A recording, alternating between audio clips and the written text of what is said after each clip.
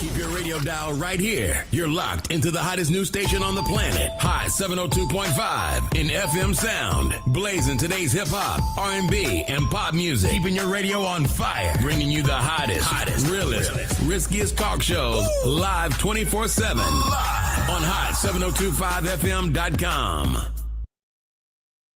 This is Herflow from Hot 702.5 FM. Las Vegas, looking for a winner-takes-all way to burn off that extra energy? Welcome to Bouncy World, the ultimate climate-controlled indoor playground. We're stacking the deck with specials all week long. Cool off with Frosty Tuesdays featuring ice-cold treats for the kids, then join us for free popcorn Thursdays, because nothing beats a salty snack after a giant bounce. And at Bouncy World, we believe every child deserves their moment to soar. Join us every Sunday from 9 to 11 a.m. for Sensory Sundays. We dim the lights and turn off the music to create a calm, inclusive space designed specifically for our newer, diverse community. At Bouncy World, we fly high. From high-flying fun to inclusive play, we've got it all. Visit us at bouncyworldlv.com to book your party or check our open play hours. Bouncy World, jump into the fun today. Yo, it's Tavon Greatness Patterson. Want to listen to Hot 702.5 on the go? Download the Hot 702.5 app on the Apple Store or Google Play Store if you got an Android like me. Let's get it.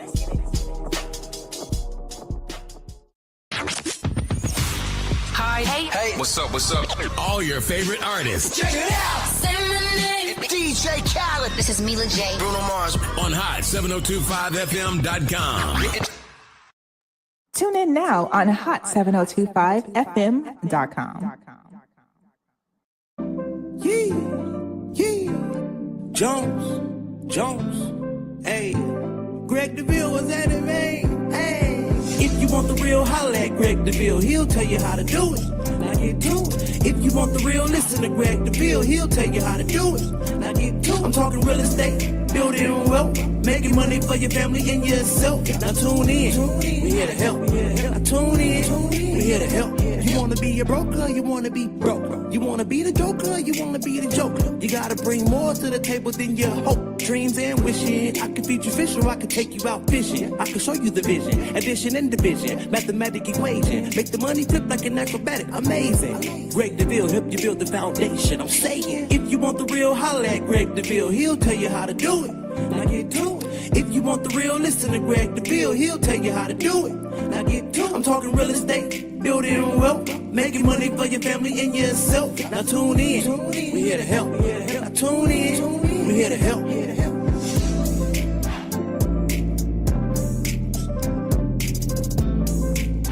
All right, good afternoon, Las Vegas. Greg Deville back in the studio once again. So excited to be back with you. It's a beautiful day here in Las Vegas, Nevada. And we got to be close to 85 degrees. It is so exciting right now. We're talking investment, real estate. We're talking about some stuff you might want to get into, man. I got a beautiful guest with me this afternoon now. We want to talk about some stuff that you guys may have been, contemplating about investing in some real estate. As you know, I'm Greg Deville, the broker owner of the largest Black-owned real estate firm in the state of Nevada. That's right. I said it. I love it. I'm excited. It's exciting to know 45 years in the industry. If you haven't gotten my book, The Journey into Entrepreneurship and Success, you got to get my book. This book is going to help you understand some of the pitfalls, the rise, the struggles, the setbacks that come with being in real estate and being an investor. Entrepreneurs, listen, this is a great time to get started. Even if you keep your full-time job, there's an opportunity. Keep your job. We need that residual. We need that consistent income, right?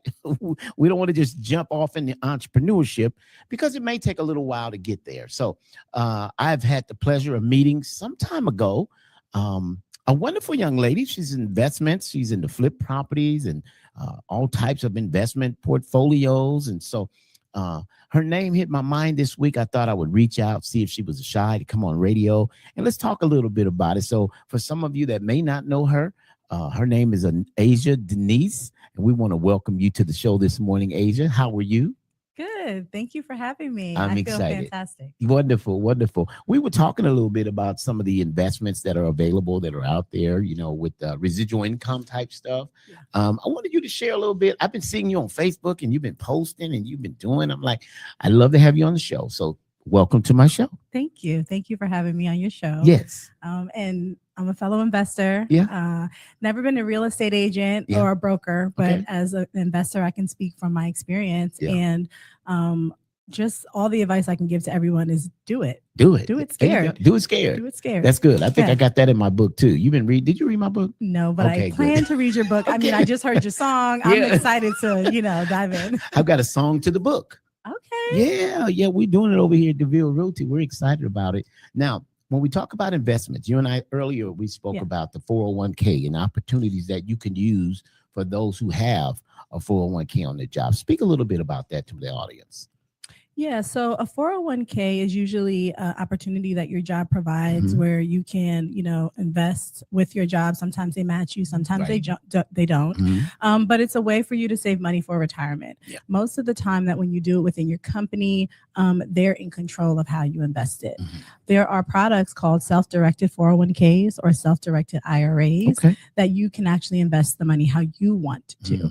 So I usually have conversations with my clients on, hey, find out what type of 401k your job is providing, and we can have a conversation on how potentially we can put it in without any penalties and things like that, how we can put it into a self-directed product. Okay. And now you're still able to use it currently to invest. Okay. And then again, I always talk about leveraging a 9 to 5 to do that because you have to have a job to, have that 401k.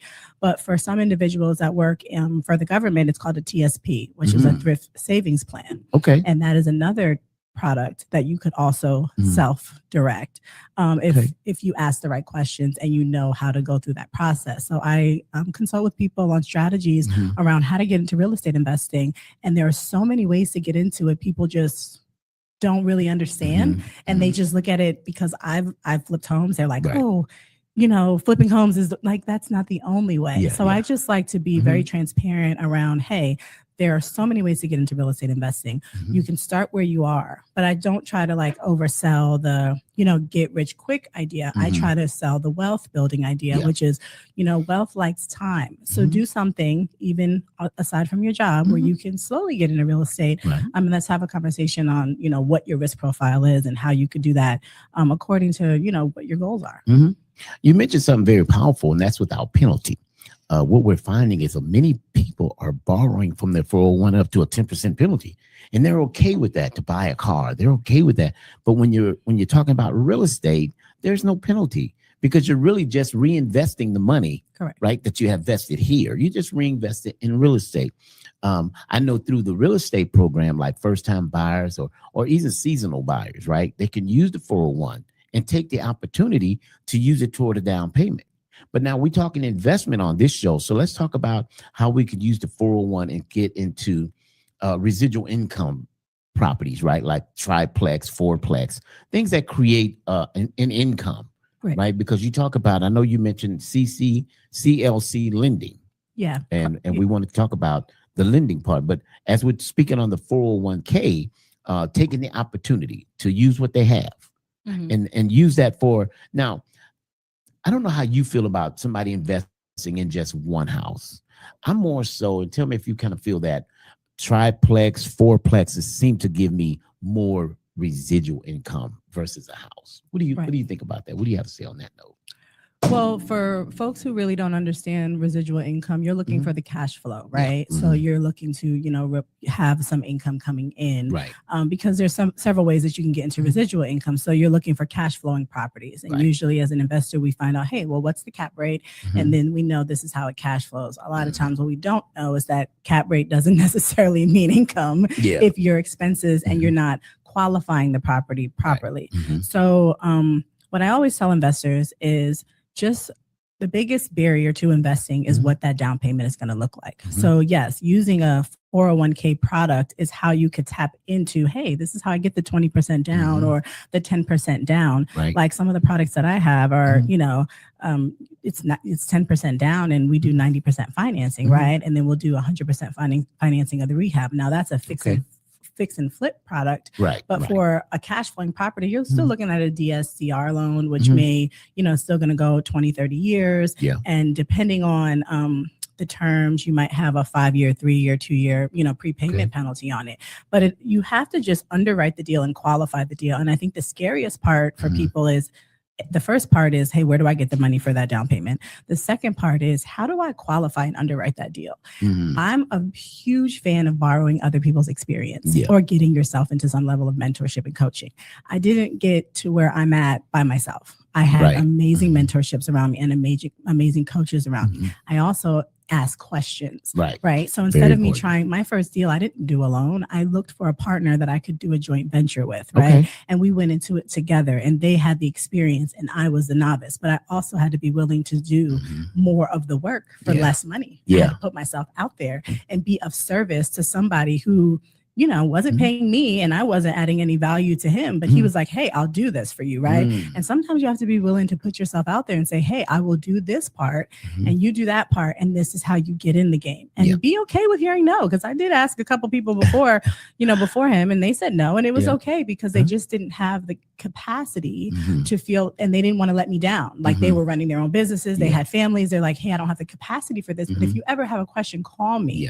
But from a mentorship and a coaching perspective, the fear, you don't have to carry that weight alone. You can carry that weight with another investor who has the capacity. And truly what I'm doing is building a company for complete lending solutions where we have the capacity to not only be that, whether you're borrowing our experience or you're borrowing our money or you're, borrowing our strategy, where I'm working with you one-on-one so that you can have a little bit more confidence around what that looks like instead of doing it alone. So when you talk, I heard you put the name COC in there, and you gave the logistics behind the name, the lending. So when we talk about independent, because we've spoken about the 401s. So when we're talking about somebody who says, I want to invest, I've got some skill set on how to do certain parts of a flip. How do they qualify for getting with COC lending? What are the qualifications to getting approved to someone who wants to get their feet wet in investing, maybe just starting in a flip house, which is very competitive, I must say. Very competitive. I'm a real estate broker. I get first hand on property, and by the time it hits the MLS, 10 offers. Yeah, full disclaimer, the game ain't what it used to be when it comes to flipping houses. And that's a huge reason why I've, transitioned, right? And I'm using my knowledge and expertise and helping more individuals, not just with flips, but also transitioning to where, I can add more value, right? Because the capital is a barrier, and I can't find all the deals. I'm not a broker. So there are people who can find the deals. And if you find the deals, I can help you find the money and I can help you find the partners potentially, right? But there is no one size fits all solution, right? Credit is always important, but what I'm a private money lender. I'm very different than your institutional lender. As a private money lender, I am mostly qualifying the asset. That does not mean I'm not verifying who you are. That does not mean I'm not doing a background check. That does not mean I'm not running your credit. That means that I am qualifying the lending terms based off of the deal. What's your cash reserves? What is the equity in the property? What is actually happening, your scope of work? What is the exit strategy? That is how I'm qualifying your deals as a private money lender. Now, most institutional lenders, they're qualifying you. So they're asking for your tax returns, your I'm not asking for those things. Although some of it I need to verify that you're financially sound and you're not laundering money and you're not doing anything crazy. But most of our terms are really based off of the individual. So, you can come to me with a 580 credit score with a really good deal with some cash reserves because we're qualifying the asset. If there is room for everybody to make money, including you, because I want you to come back. So I'm not going to say, hey, yes, I can just underwrite this, and now you don't make money and you're like, oh, I'm never using Asia again. I'm never talking to Asia again, right? So you just really have to understand the heart of what private money is and understand where we are today as an economy. Money has changed a lot, right? Absolutely. And there's so much money out there that needs to be deployed. So private money has gotten very competitive with institutional lenders like banks. But we do only offer non-owner occupied loans. So I'm not individually, I don't do consumer loans. I'm not, again, I'm not individually qualifying you. I'm specifically looking for, it could be multifamily, it could be a DSCR, it could be a bridge loan, it could be commercial, but it's purely based off of, you need an LLC or a trust, and it is purely based off of the asset, not the individual.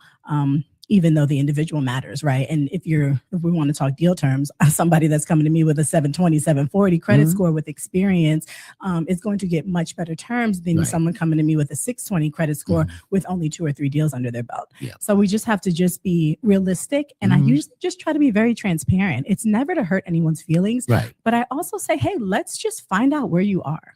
Sometimes that's the barrier of scare. Everyone's scared to run their credit. Just run it. Let's find out where you are. Yeah. It is not going to cause that much damage. If you pay your bills on time and you do what you're supposed to do, it is not going to cause that much damage on your credit report to find out where you are, to see where you could be. Right. And I can use that same credit report for 60 to 120 days.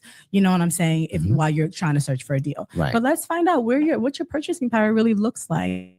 We can have real conversations because my process is, hey, you're going to have to fill out the application. And once you have a deal, we'll have that conversation, or you're booking a one-on-one call and we're talking strategy. That's just my process. Like, I don't like to just have conversations for the sake of having conversations. Absolutely. I certainly concur. That is just we could do that some other time. Right. Correct. Right. Correct. Are you finding that people are coming to you with their deals? Say, hey, I've got this deal. I just don't have enough funding.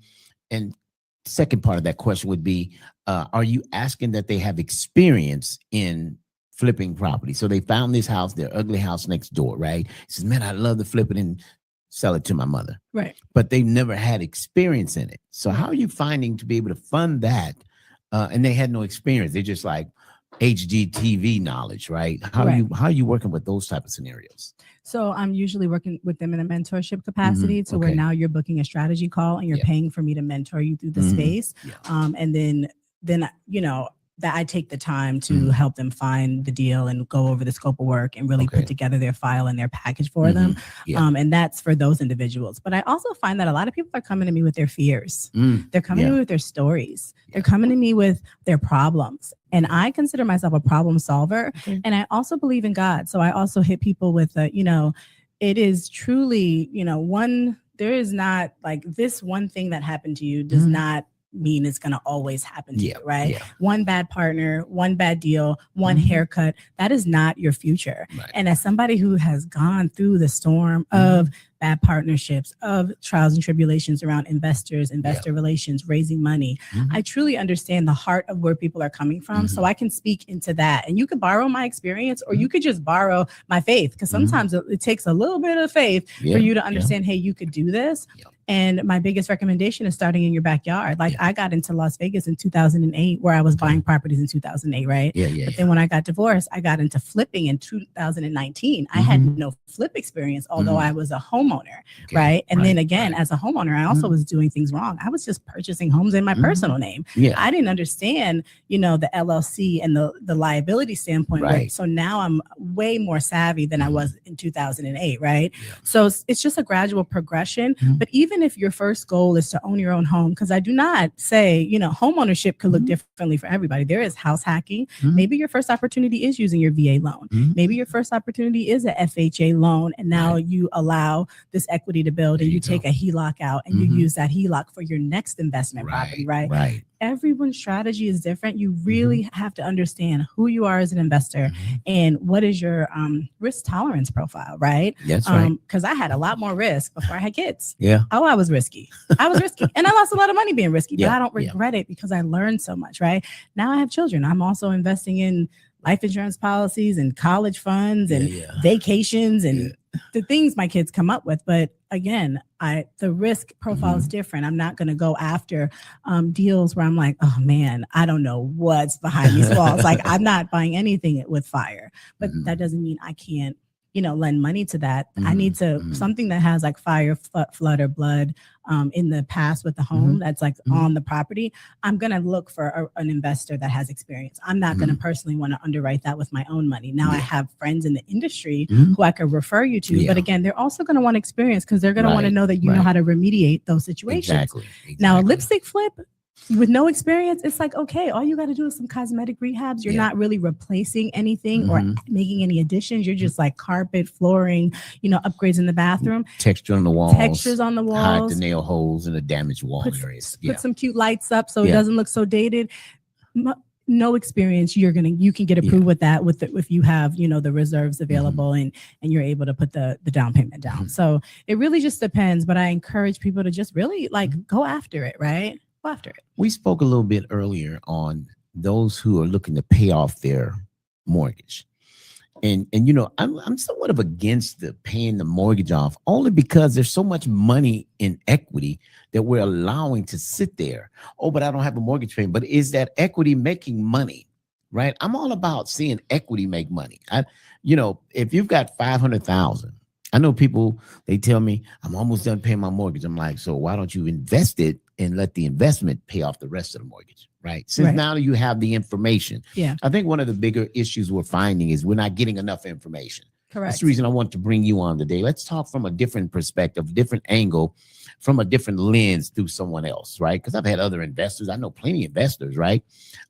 When you talk about some of the investments from your perspective in your CLC, what are you seeing your rates different? Somebody has a 650, been on the job, but they've got a property they're interested in. What are those interest rates looking like from your CLC? I mean, so Crown Legacy Capital, we have interest rates as low as 5.5%. Okay. Going all the way up to the 10s and 11%. It's like, how, again, where are you with your credit? I really have to look at the deal. I can't just throw blanket interest rates out. But to speak into what you were talking about using the equity in your property, 100% agree with that. People just don't know how to use it, right? And they're afraid to use it. But the biggest fear that we carry as a culture sometimes is you want to pay something off, not realizing that once you pay it off, you actually put yourself in the most risk and liability. Owing someone else is actually sometimes a good thing, right? Because creditors or other debts, they can't take from something that's not there, right? So your mortgage is actually a protection for you. So if you have equity and you pull out a HELOC and you use that HELOC to buy income, right? Buy income. Yes. Buy income. Yes. Not to go buy material things. Allow the income that you buy to fund the lifestyle. There you go. So if you do that with the equity in your property, it's you're fully capable of that. A lot of times with older people, I find that they want to pay off their home because they're trying to leave it to their children, and they realize that their children probably aren't in the financial position to either pay the same that they're paying for their mortgage, or they just want to leave it free and clear so that they don't have any burdens, right? But that, again, I can speak into that too. And sometimes that can become problematic, especially if it's not in a trust, especially if it's not written out properly, especially if you don't teach your children about what property taxes look like, or how to really keep the house up, right? It ends up, it still could be a sale opportunity, right? So there are different strategies for different people. And the biggest thing that I can say is listen to shows like this.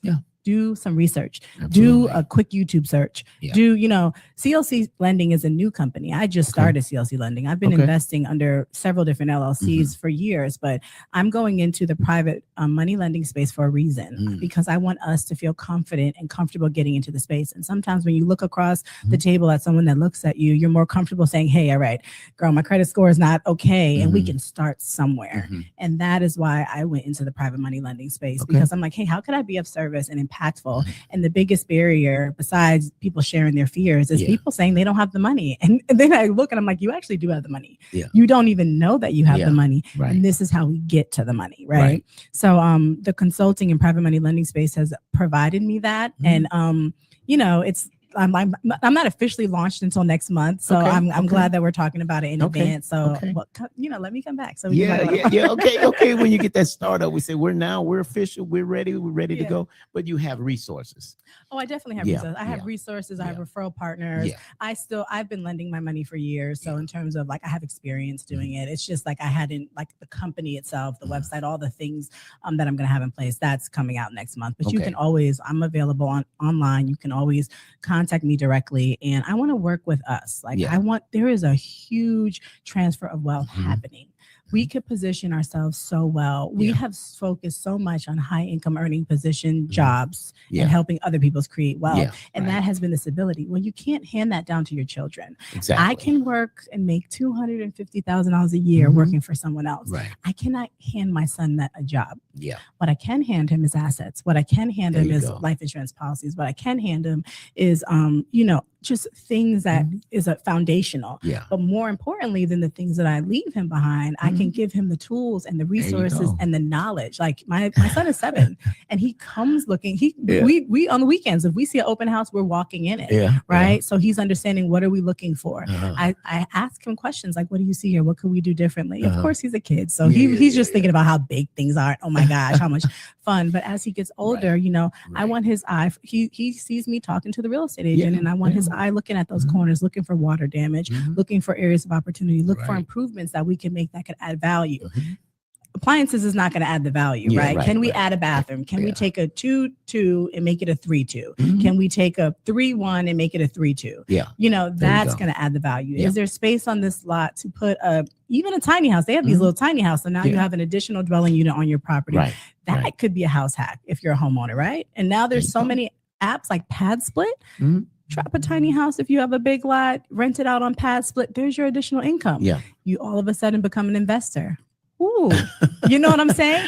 And again, it's a very, it's a very vague term, but people, they're like, they only want to call investors if you're like millionaires already. Yeah, It's like, yeah. no, you're, and if you're investing, if you have a 401k, you're an investor because you're investing in your future right there with your job. right. You know what I'm saying? So you just want to tell your money what to do. If I can share anything, it's like, hey, tell your money what to do. Mhm. Don't let it Yeah. run you. It Right. needs direction. There's a beginning to every millionaire. Correct. And if you listen to their beginning stories, they fail more than they've won, right? Because we talk about Michael Jordan. We see the tongue out, right? But do you know how many times he's been told no? Do you know they didn't want to give him? There was so many such setbacks he had. Okay. And just look it up. Anybody listening today, just go look it up. He's had more setbacks. And then eventually it came around. So we talk about millionaires and investors. I don't really keep my flips. I flip them with purpose, right? My flips, I flip for equity. And then I move on to another one. And I just keep building more and more equity, right? And then I keep doing it. And so I'm 45 years in the real estate, in the flip industry. So you're more into buy and hold. So you're buying, the ugly places, you're making them nice, but then you're putting tenants in them for cash flow. Well, not in that case. I'm selling. Oh, you're selling. I'm Okay. selling. I don't hold properties. Okay. I don't hold. I had properties, but of course in the 08 era, Right. things kind of, Change. It changed. I have my own property. However, recently divorced, had to make some changes and do some things, and it happens, right? It's okay. It's okay. We're good. We're good. We're As good. a person also who went through that, it's okay. It's okay. We bounce back. At the end of the day, to the person who's thinking about getting to investments, start with Robert Kiyosaki, Rich Dad Poor Dad. Great book to read. Look at the book this gentleman made, The Journey in Entrepreneurship and Success by Greg Deville. There are countless numbers. Think and Go Rich by Napoleon Hill. These are great books to get your mindset to develop the skill set to say, maybe I only make $20,000 on my first flip, right? But you're profiting. $7,500. My first one made like $7,500. Yeah, right. Like I was like, I need to be the lender.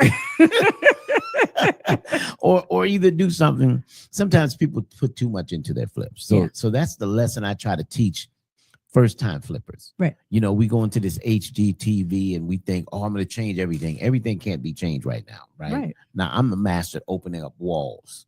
I open walls. I enlarge because many homes I build, I buy were in the 60s, 70s, and 80s. Okay. Some early 90s was a lot of walls. You turn a wall, another room, I open the wall, go around the wall, and there's the kitchen. No, let's open the kitchen. Yeah, privacy was a thing back then. Right. Now everyone likes that open floor Everybody plan. wants open, and I'm big on it. And my friends, they do flips. They call me to come by and say, Deville, tell me, what would you do here? And I said, I recess here, and I open this wall, and I make it a counter so you can cook and entertain. Right? That's our new concept. Right. People sometimes think just a little lipstick, little carpet and paint. Right. That's all I need to do. Right.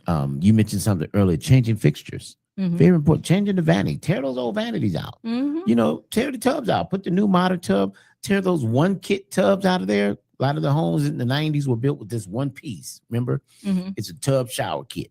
Right. Tear it out and tile the walls. And go with bigger towels. We used to have those little towels, and then we went to 12 by 12. Now we 18. Now we 12 by 24s. Right. Right. Modern day. And let's talk about, so you got the funding now. You got the property.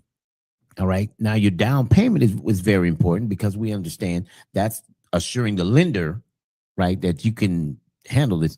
But let's talk about the monies it takes to do it. Right. So are you, with this loan, are you doing, I know some hard money guys and some lenders want to, pay as you check off the list with the inspectors, right? Mm-hmm. So you don't do fund draws. it. Yeah, do draws. In fact, that's what made me go be a handyman, is because I worked for construction companies in the 80s, late 80s, working with construction, and they get a draw. And if they failed the electrical, they didn't get a draw. Right. They failed it on Thursday and Friday's payday. Well, they didn't get a draw. Right. So there was no payday. Right. And so for me, I didn't get paid, but I worked. So a lot of construction guys don't have the capital to pay the help. And so they struggle right here because it's only based on draws. Right. And so what made me go out and start, because my dad taught me how to be handy, right? When I didn't even want to. I didn't. I despised my dad for that.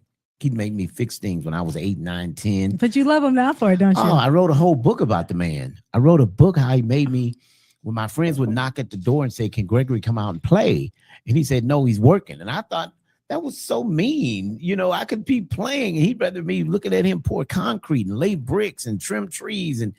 But guess what? Today I've started a tree trimming business. Today I pour concrete. Today I tear out walls. Your dad's loving you. He's smiling. Yeah. Dad is, if there was a such thing as seeing you from heaven. Yeah. That's why, the first lesson in the book is take your hands out your pockets. Because when I'd be watching Dad, I'd be standing there with my hands in my pocket. And he would look at me out of frustration and say, "Gregory, get your hands out your pockets and find something to do." I'm going to use that. Yeah. And so that's the first chapter in my book, is get your hands out your pockets. Wow. And so it stayed with me all these years. And so now we're trying to help as many as we can. Right. So if someone listening and you don't own a home, you need to first, let's get you into a home, because you're paying somebody's mortgage. I'm looking at you in the camera. You're paying somebody's mortgage, right? So we got to stop paying the mortgage. You're already going to work to make the owner rich at the company, right? So they're making money off of you. The landlord's making money off of you. You never own a car because as soon as you almost paid it off, you went and bought another car. So you don't own anything. We've got to get to the place that you've got to own. I always ask people this, Asia. I say, do you own the space you lay your head at night? Because if you think about $1,500 a month on a rent times 3 years, that's $54,000. Ask me how I know. You probably paid it before. I paid it. I paid it. And I did the math. I did the math because I rented in 2005. No, it was back in 2014, 15. We rented a house before we bought. And I stayed there 3 years. I did the math. And the man only paid $180,000. So within 5 years, he's almost paid the house just by tenants. So I tell people, you're renting a house, you're paying the mortgage. You're paying his mortgage. Yeah. And so I say, if you're renting, you're paying a mortgage already. They say, well, how am I paying it? Because you're paying it for the landlord. Right. And he's getting the equity in the home. So why not put you in the house? Right. That's why I've been radio he's getting the equity and the principal. Yeah. Right. So my point is, let's get you into a home. Right. Let's get you even if we go through no money down. Right. You got risky credit. Let's fix it. Yeah. Right. People say my credit bad. Well, how bad is it? Right. What do you need to do to get it right? Correct. Let's focus on that. Right. Let's. And most people say, I don't want to look at it. Well, we need to look to see where you are. Right. Close your eyes. I don't want to look. I'll look for you. Just sign this paper right here and I'll bring it back to you. Yeah. We got to start just facing the elephant in the room. Correct. And accept the fact I'm not where I should be. But I'm very transparent. In 2015, I was not in a position. The market as realtors back in 2008, when the market just flopped. I remember we bought a flip in 2006, and I paid for on J Street, H and Hart over there. The cheapest house you could buy was $110,000 back in 2006. And that market fell in 2009, 2008 and 2009. That house sold at the auction for $25,000. Wow. And the thing, we just had to let it go back to the bank. We vested about $30,000 into it, only to take a loss. But today, market has recovered. And I tell people now get into it. Maybe it's a little higher than you want to be, like the West Side. I do a lot of West Side. A lot of people hear me on the West Side. So I buy their home and get them in another home. Right. But we're getting the equity out of that home. I just sold a home to a lady. The Friday before last, we sold her home. The equity from the sale, we got her another home, much larger home. Right. So this is what we're doing with equity. So if she was satisfied with her home, she had $175,000 equity check. She just chose to put it on another house. But I tell people, if you got that kind of equity, let's look at a fourplex. Let's look at something we can make money on, right? So that's an investment, right? Coming to you and buy. And I tell people, buy ugly. Buy ugly. Buy ugly, please. Buy ugly. Buy old. Yeah, ugly and old. Ugly and old. Just buy ugly and old. And that way you got. They don't even make houses like that anymore. They have so much character. I love me an older home. Yeah. You can't get me in one of those tract homes that they're building these days. Yeah. I just love land and I love my privacy. And I love, again, I had to do some renovations to give myself an open floor plan, but that was far cheaper than trying to buy an open floor plan today. And then you just, sometimes I also have trust issues. So some builders are not, all builders are not created equal, Well, the builders aren't the builder. The builder is Jose, Juan, Hector, But I'm just saying, like, people don't think that new homes could have issues too. But builders also, like, when you move into a new home, there could be issues, especially if you buy the first one and they're still building. People don't talk about, like, hey, what do buying a brand new home in a new community, and what are those problems that you face as you're thinking as brand new, you're not going to have any problems. Actually, you might have some problems because they could be working out some kinks, or there could be some construction happening and you didn't know that they just filled a pipe with concrete or something and now your bathroom is backing up. You know what I'm saying? Accidents, right? I mean, you probably have something in there to get it fixed. So I never stray people away from buying a home. I'm just always like, do your research and your due diligence, and really understand what you're getting into. But to double back on what you were saying, yes, you come with the down payment, you're ready to get into a property. You're like, you've already booked a strategy call. You're like, okay, this is what I'm doing.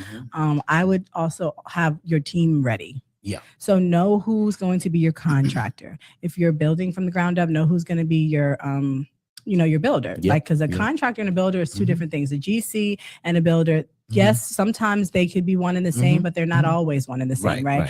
And then a handyman is completely different than that, right? So just really understanding, like, who's your team, because I'll be on your side from the finance perspective, and then I can also be on your side either as a partner or a strategist. But I'm not the builder and I'm not the contractor, so you want to bring that experience in. And especially if you have no experience, as someone who underwrites you, I want to know that you already thought about your team.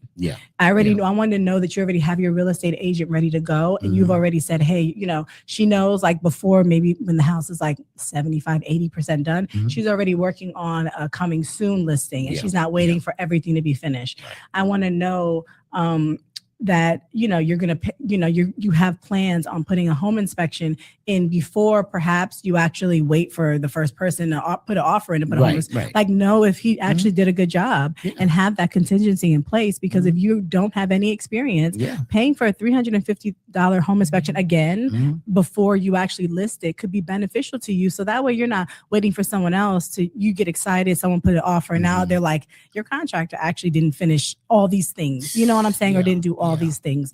So these are little things that someone who's brand new, again, I would advise you to go to a lender when you don't have that experience. At least show that, hey, you did a little research and you have your team together, and these are like the X's and the Y's and the Z's and the I's that you've looked into to protect the investment, and you've thought about different exit strategies. And when your first exit strategy doesn't work, you have a backup plan, right? So the team is very, very important. But just understanding, like, this one conversation, we could talk on and on and on, because truthfully, everyone could do something different. Like, even your client who took the 175 equity check to buy a bigger house, because she had taken 80% of that and bought the bigger house, and then kept the one that she had as a rental and did a refinance instead of a sale. you know what I mean, to refinance her out of a portion of the equity, leave some of it in, put a tenant in there. So now she has cash coming in on the one that she was selling, and then put the 80% into a bigger home. You get what I'm saying? And now again, she's purchasing something that's a little under market value. So you're buying with a little bit of equity, even if it's 5,000. Negotiate, right? Try to get some concessions. Negotiate. Now, don't try to give people a haircut, because people do fix up their homes to sell, and they do know the value. Like they're probably being represented properly. Hopefully, I don't know. You know what I mean? To where they're going to get the value, but just, don't be afraid to negotiate, because even if like I love it, I'm always going to put on a little poker face and ask for something, like whether it's the repairs, whether it's a concession, whether you're coming with the closing costs, help me not pay so much money out of pocket. Right. And the lay of the land has changed so much. I mean, both of us could talk about 2008. We could talk about 2020, and I was crushing it in 2020. Right. So the flip game just has changed a lot. So I don't even that is not even my bread and butter anymore. You know what I'm saying? And then when I think about building a portfolio, I'm more in your bucket where, I'm going after cash flowing properties, but also knowing, because I know so much about the space, I'm also comfortable going outside of my backyard. So I've spent a lot of time. I've done plenty of investments here, and I'm also an investor in Louisiana. I'm also an investor in Ohio. I've also done things in Florida. So I'm not very. I kind of can move where the market is, because I do know how to build out a team, and I can lend nationally. So I could do a little bit more, and I feel like I'm getting better cash flow in other places. Doesn't mean I'm not getting a headache though. So now I'm in this season of my life. I'm like, oh my gosh, I'm rethinking it, because I have property managers, but I'm also having to manage them. Like some of them are no good. Like I'm about to fire one right now. And I'm not going to put her on blast, but she knows it's coming. Yeah. And that's the sad part is, property management I've done for many, many years. Yeah. And when I opened my brokerage over 10 years ago, I vowed I wouldn't do it anymore. I did it off record for people who were investors, and I kind of manage it for you and take care of tenants. Move out, we go in, I send my crew.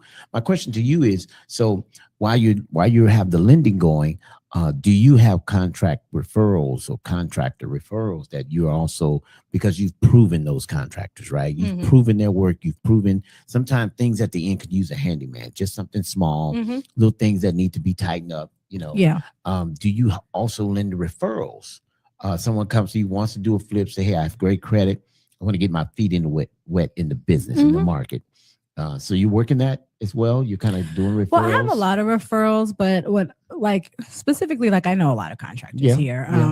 The contractors are really busy here. So it really depends on his schedule. I don't charge anything for a referral. That's just, on him and his schedule and how he works it out. So I do have a referral based system, but in other places, I usually ask for a referral. When I went into the Louisiana market, I didn't know anything. And now I'm like, hey, can I get a referral from other investors that I knew in the market? I asked them for who they use for handyman, because my property manager was using a guy who charged $75 just to show up for a toilet handle. A toilet handle. I feel like you could have YouTubed. I was so upset. I mean, I'm probably I could tell stories for days, but so I had reached out to someone and asked for a referral, and then she was able to do that.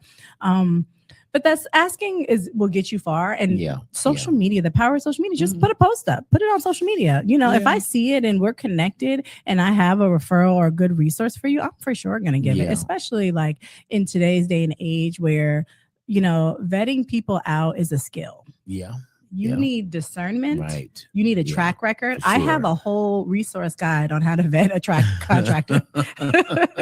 Well, here's the danger, though, of that. Even though you vet them, sometimes they take on more than they can handle, right? There are times when I've seen contractors, I'm going to just slip, I'm going to do this, and I got a crew over here, and then they take another project, and that project overwhelms them. Now they've got you and them, and now he's battling on getting it done. And so you take second seat now to his main project, right? So that becomes the thing I've seen. Is spreading themselves too thin. Well, sometimes they have no choice also because of how the money's flowing. When you brought up draws and things like that, they can only move as fast as the money comes in because they have staff to pay, right? So we have to honor that and respect that. And usually, like, especially when I was new, I'm very transparent. I don't try to act like I know everything. I literally would tell my contractor, like, hey, you know, I'm a real estate investor. This is my first property here. I'm getting a hard money loan. They require me to do draw requests. This is the draw request schedule that they operate on. Can you please read it and look it over and make sure it's something that you can manage? Because I don't have anything to give you unless they approve this. Now, some lenders like me, we do advanced draws, but then also I won't do an advanced draw for everybody. Like if I know that you have no experience, I'm not giving you an advanced draw because I want to check the work. But I also am not like I'm not going to micromanage you where I'm not necessarily going to make you pay out of pocket for an inspector to come out and look at it. I might just say, hey, can you send us pictures? Do you get what I'm saying? So I know that you got to a certain level of the project. Now we will need an inspector to come out like once you're like halfway, 3/4 of the way, because we want to make sure, especially if you have no experience, that you're in a good position to sell and that ARV is lining up, right? But that's a lot of times that's where I come in because it depends on, hey, are you just using me solely because, you know, I have a good interest rate or you like my terms, or are we partnered and now, you know, you've hired me as like a coach or a mentor in this space. And now you're like, hey, Asia, come out here, because that would come with a mentorship package. I'm coming out for nothing, right? Versus, you know, a strategy session with me is like $99, right? So you could call me and then we could go over ways or visually like a FaceTime on what that would look like. So there's just different ways that you can connect with me on how to get to the next phase without necessarily needing to spend the money on the 350 or somebody, you know, to do an appraisal or inspection too far in advance of you, you know, closing on the deal, right? So those are just, you know, again, draw requests are a thing, you know, we do require them, but the more we have a relationship, the better your terms will be, because the more we could do advanced draws, the more you can negotiate on some of those points, the more you can say, hey, Asia, this is what I have under the belt. Or again, credit and experience helps a lot, right? Absolutely. So you may have, you know, the credit and the experience, but now you're like, I'm a surgeon. So now I actually have to hire you because I need boots on the ground. That's a service that I can also offer too, because where you're just like, hey, I can fund it myself, or I could afford, you know, you like, I'm cash, but I actually don't have the time, Asia. Do you get what I'm saying? And then I could be your boots on the ground. Obviously it would only be here. But I have a friend in other markets that also charges where she's boots on the ground in other markets. Right. So I have grown a really great network. And in order to grow a really great network, we had wins, but we had losses. And most of my partners, we've been in the trenches together. So we can say, hey, there's been times where we were, you know, happy with each other. And there's been times where we had to have hard conversations on this is whether it's repairing something. And no, you got to eat like that. You got to pay for that because you didn't pay attention to that. And that was your one role in this whole deal. You know, and you have to be comfortable, you know, doing that and not be emotional, you know, and as a woman, it's hard for me to tell other women to not be emotional because that's a skill, right? But you really have to try to separate the data, the facts from the project from your emotions. Well, give them your contact information. We've been cited by the engineer for time's sake, but give them your contact information, how they can reach you, your social media platforms. Can be found. Well, right now you can reach me on all social media platforms at Asia Denise. On Instagram, it's at officially_Asia Denise. I'm Asia Denise on all social media platforms. That is the best way to reach me right now. Especially if you're interested in coming to my brand launch, which is in May. I want to thank you so much, Asia, for coming by. Such a wealth of knowledge. Thank you for having me. Have me again. Have me all the time. This is fun. We'll do it again. We'll do it again. And again, thank you for taking the time out of your time, busy schedule this morning to be on the Greg Deville Show. So we talk wealth and real estate here. And so thank you again. We'll do it again. And well, Las Vegas, until I talk to you next time, may God's best be yours. Take care. Jones, hey, Greg Deville was at it, man.